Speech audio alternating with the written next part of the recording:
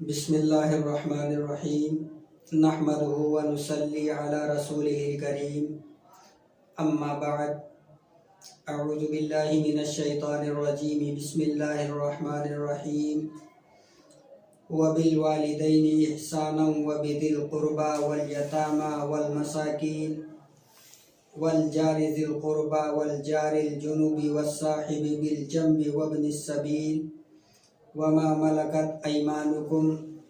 صدق اللہ العظیم وصدق رسولہ النبی الکریم۔ معزز سامعین کرام، بزرگوں اور بھائیوں،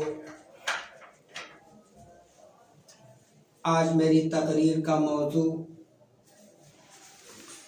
حقوق العباد ہے۔ حقوق العباد کا مطلب ہے کہ بندوں کے حق کون کون سے ہیں۔ اللہ رب العزت نے دو طرح کے حقوق بیان کیے۔ ایک حق تو وہ ہے، ایک حقوق تو وہ ہیں جن کا تعلق اللہ رب العزت سے ہے۔ مثال کے طور پر اللہ تبارک و تعالیٰ نے حکم دیا کہ انسان 5 وقت کی نمازیں پڑھے اور سال میں ایک بار رمضان المبارک کے مہینے میں روزے رکھے، اور اگر اس کے پاس وسعت ہو تو بیت اللہ شریف کا حج کرے، وغیرہ وغیرہ۔ یہ جو حقوق اللہ نے بیان کیے، ان کا تعلق بذات خود اللہ تبارک و تعالیٰ کے ساتھ ہے۔ اگر انسان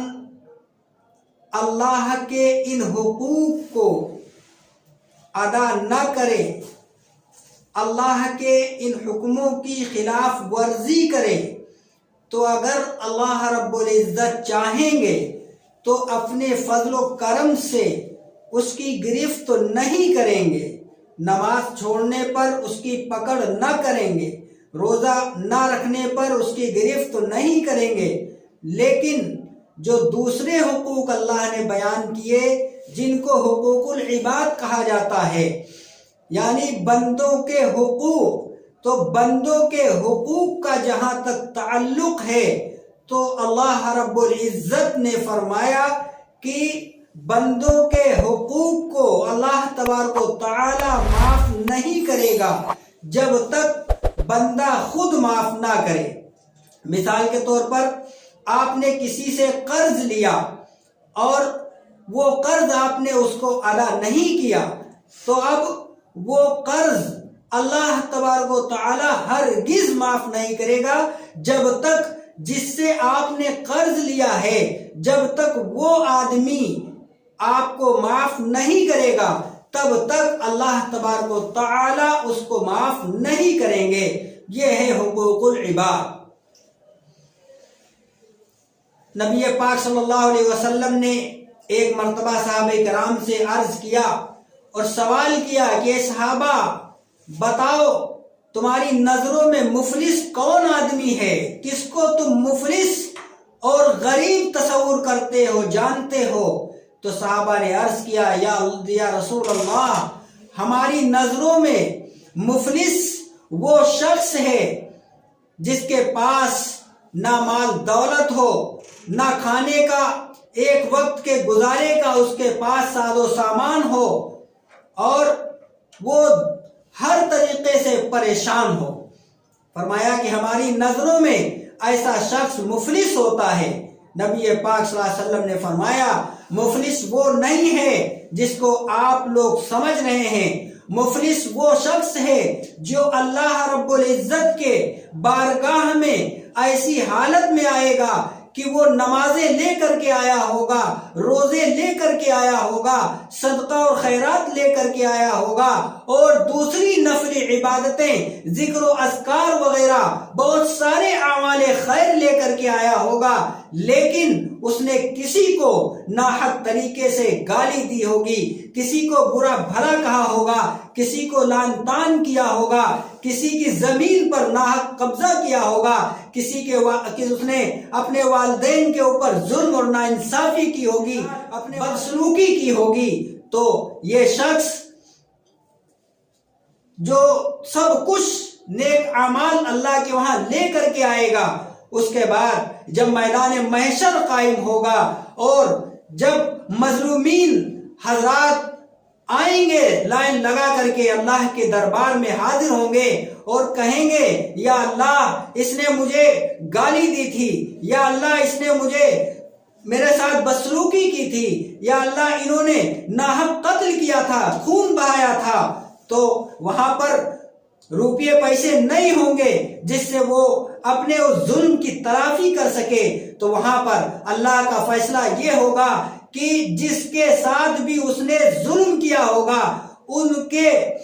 گناہ اس کے اوپر لادے جائیں گے، اور اس سے پہلے گناہ لادے جانے سے پہلے اس نے جو اعمال خیر اکٹھا کیے تھے، جو نمازیں اس نے پڑھی تھی، جو روزے رکھے تھے، جو ذکر و اذکار کیے تھے، اللہ تبارک و تعالی اس کے اعمال خیر میں سے لے کر کے مظلومین کو دے کر کے اس کی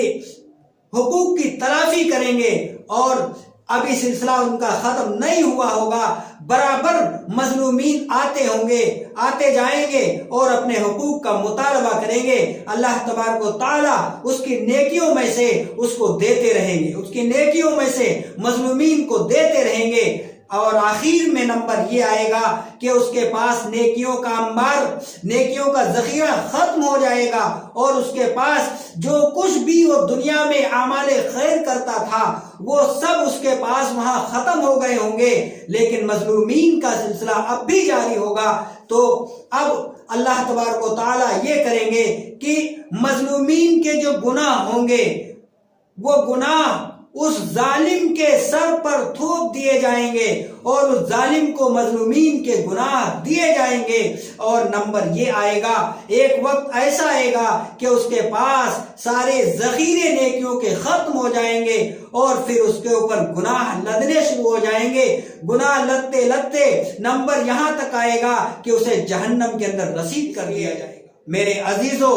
ہمیں اور آپ کو چاہیے کہ ہم حقوق العباد کو سمجھیں اور اس کی پوری طریقے سے رعایت کریں۔ اللہ تبارک و تعالی نے حقوق العباد کو قرآن پاک کے اندر پوری تفصیل کے ساتھ بیان کر دیا ہے۔ سب سے پہلے فرمایا کہ والدین کے حقوق ہیں، ان کے حقوق کو ادا کیا جائے، اس کے بعد رشتہ داروں کے حقوق ہیں، یتیموں کے حقوق ہیں، مسکینوں کے حقوق ہیں، باری باری اللہ نے سارے لوگوں کے حقوق کو بیان کر دیا۔ اب ہر شخص کے حقوق کو ان کے درجے کے اعتبار سے، ان کے مرتبے کے اعتبار سے ان کے حقوق کو ادا کیا جائے۔ لیکن ہاں، جہاں پر ایک بات یہ سمجھنی ہے کہ مثال کے طور پر رشتہ داروں کا حق یتیموں سے پہلے ہے، لیکن یہ اس صورت میں ہے جب وہ حق پر ہیں۔ لیکن اگر یتیم حق پر ہیں اور رشتہ دار اس کے ساتھ ناانصافی کر رہے ہیں، رشتہ دار اس کے حقوق کی حق تلفی کر رہے ہیں، تو اب حکم یہ ہے وہاں پر رشتہ داری نہیں دیکھی جائے گی۔ اگر وہاں پر رشتہ داری کو دیکھ کر کے یتیم کے حق کو تلف کر دیا، اس کے حق میں فیصلہ نہیں کیا گیا اور اس کی اگر حق تلفی ہو گئی تو یہ ظلم ہے، یہ اللہ کو ناپسندیدہ کام ہے۔ اس لیے ہر شخص کے حقوق کی رعایت کی جائے، ہر شخص کے حق کو ادا کیا جائے۔ آج دیکھا جائے ہر شخص حق تلفی کرنے کا گرویدہ ہے، ہر شخص اپنے بھائی کا حق ماننے کی فکر میں رہتا ہے، رشتہ داروں کے حقوق کو پامال کرتا نظر آتا ہے، بیٹیوں کے حقوق کی رعایت نہیں کرتا، بہنوں کے حقوق کی رعایت نہیں کرتا، طرح طرح سے حق تلفی ہوتی ہے۔ ایک آدمی حق تلفی کرنے جب آتا ہے تو ایک بالشت زمین کے لیے وہ اپنے بھائی کا حق مان لیتا ہے، اپنے بھائی کی زمین کو ہڑپ کر لیتا ہے۔ حدیث پاک کے اندر آتا ہے جو شخص اپنے بھائی کی ایک بالشت زمین ناحق طریقے سے لے لے گا تو قیامت کے دن 7 زمینوں کا اتنا ہی حصہ توق بنا کر کے اس کے گلے میں ڈال دیا جائے گا۔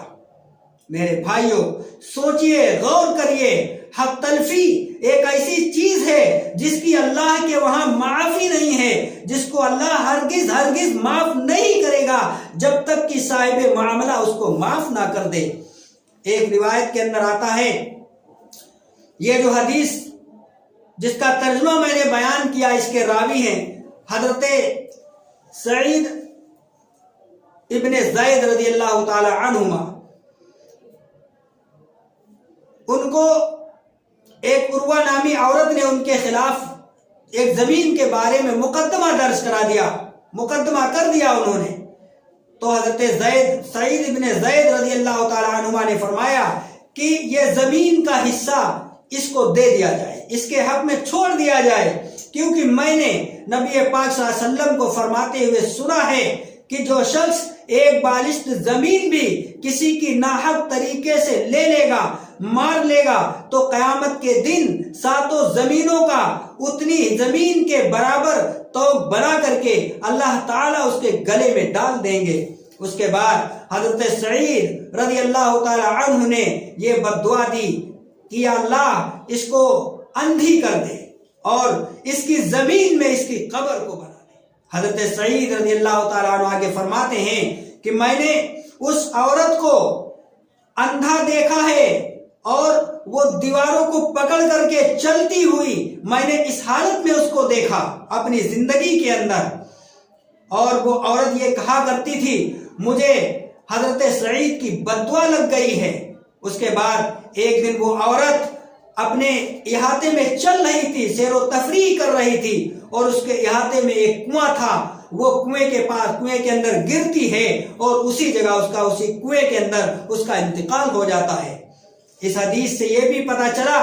کہ حق تلفی کرنے والوں کو اللہ تبارک و تعالی آخرت کے بجائے دنیا ہی کے اندر اس کو سزا دے سکتے ہیں۔ اگر اللہ تعالیٰ چاہیں تو اس کو تمام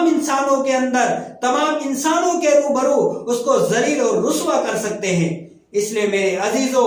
ہم کو یہ کوشش کرنی چاہیے کہ ہم سے حق تلفی نہ ہو، کسی کا حق ہم سے نہ مارا جائے۔ حدیث پاک کے اندر آتا ہے جو شخص کسی شخص کا کوئی حصہ مان لے یا کسی چیز کو ہڑپ کر لے تو حدیث پاک کے اندر آتا ہے وہ چاہیے کہ وہ شخص اپنا ٹھکانہ جہنم میں بنا لے۔ اتنی زیادہ سخت وعیدیں نبی پاک صلی اللہ علیہ وسلم نے احادیث کے اندر ذکر کی ہیں۔ آج دیکھا جائے، آپ غور کر لیجئے ہندوستان کے اندر کہ آج باپ بیٹے کا حق ادا کرنے کے لیے تیار نہیں، بیٹا باپ کا حق نہیں دینے کے لیے تیار ہے، بھائی بہن کا حق ادا کرنے کے لیے تیار نہیں۔ دیکھا تو یہ گیا ہے، اگر کسی کے قبضے میں کوئی مال آ جائے تو اس مال کے اندر وہ تنہا اس کا مالک اور اس کا وارث بننا چاہتا ہے، کسی کو اس میں سے حصہ دینا نہیں چاہتا، کسی کو اس میں سے ایک ٹکڑا دینا نہیں چاہتا، چاہے وہ مال دولت کیوں نہ ہو، چاہے وہ زمین کا ایک ٹکڑا ہی کیوں نہ ہو، لیکن کوئی شخص کسی کو حق دینے کے لیے تیار نہیں۔ میراث کے معاملے میں تو لڑکیوں کے معاملے میں تو بہت ہی زیادہ کوتاہی برتی جاتی ہے، اور دیکھا یہ گیا ہے بہترین تہذیب یافتہ گھرانوں کا ماحول یہ ہے کہ وہ بھی وراثت میں لڑکیوں کو، عورتوں کو محروم رکھتے ہیں اور یہ کہتے ہیں کہ وراثت میں ان کا کوئی حق نہیں ہوتا۔ نبی پاک صلی اللہ علیہ وسلم جو عورتوں کے خاص طور سے ماوا اور ملجا بنا کر کے دنیا کے اندر بھیجے گئے، انہوں نے عورتوں کے حقوق کو بیان کیا اور یہ فرمایا کہ عورتوں کا بھی وراثت کے اندر حق ہے۔